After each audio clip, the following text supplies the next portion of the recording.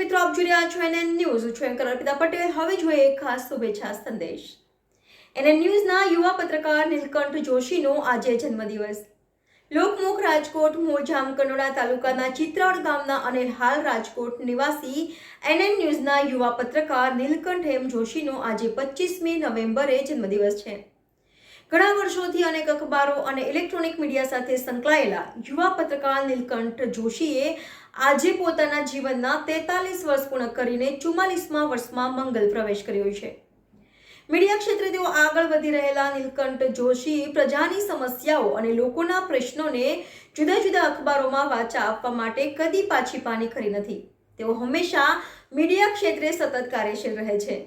આજના દિવસે તેઓને એનએન ન્યૂઝ પરિવારની સમસ્ત ટીમ તરફથી નીલકંઠભાઈ જોશીને જન્મદિવસની ઢેર સારી શુભકામનાઓ. મિત્ર વર્તુળ તેમજ સ્નેહીજનો તરફથી જન્મદિવસની શુભકામનાઓ ઠેર ઠેરથી મળી રહી છે. NN news Rajkot. દર્શક મિત્રો, એનએન ન્યૂઝને લાઇક, શેર, સબસ્ક્રાઇબ કરો, બેલ આઇકન પ્રેસ કરો, જેથી આપને નોટિફિકેશન્સ મળતી રહે.